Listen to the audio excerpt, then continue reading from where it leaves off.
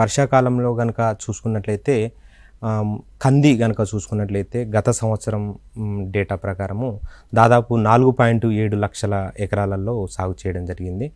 అలాగే పెసర కనుక చూసుకున్నట్లయితే 55 నుంచి 56 వేల ఎకరాలు, తర్వాత అలాగే మినుము దాదాపు 22 వేల ఎకరాలలో సాగు చేయడం జరిగింది.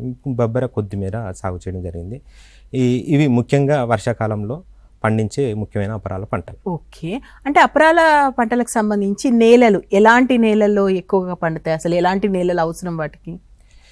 ఈ అపరాల పంటలకు ముఖ్యంగా దాదాపు అన్ని రకాల నేలలు అనువైనవనే చెప్పచ్చు. ఎర్రచిలక నేలలు కావచ్చు, తర్వాత నల్లరేగడి నేలలు కావచ్చు, బరువైన నేలలు, అన్ని రకాలు అనుకూలమే ఈ అపరాల పంటల సాగుకు.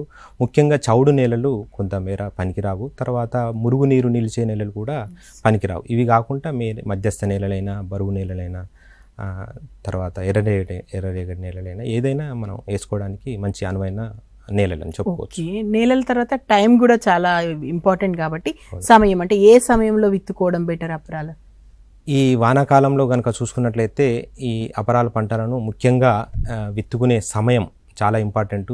మనం ఎప్పుడైనా విత్తుకునే సమయం కరెక్ట్ టైంలో విత్తుకున్నట్లయితే మంచి పంటను రాబట్టుకోవడానికి ఆస్కారం ఉంటుంది. కాబట్టి జూన్ 15 నుంచి, అంటే కొంతమంది కొద్దిమేర వర్షం పడగానే జస్ట్ ఏదో 15 mm లేదా 20 mm 30 mm పడగానే తొందరగా పోయి విత్తనాలు పెట్టడం జరుగుతుంది. అలా కాకుండా సరైన మోతాదులో, అంటే మినిమం 50 నుంచి 60 మిల్లీమీటర్ల వర్షపాతం నమోదైన తర్వాత మాత్రమే విత్తుకోవాలి.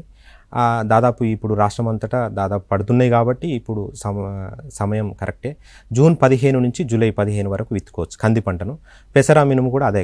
కంది పంట విషయానికి వచ్చినట్లయితే కొంతమేళ వెసులుబాటు కూడా ఉంది. జూన్ 15 వరకు విత్తుకోలేని పరిస్థితులలో రైతులు జూలై తర్వాత ఆగస్టు 15-20 వరకు కూడా విత్తుకోవడానికి ఛాన్స్ ఉంది.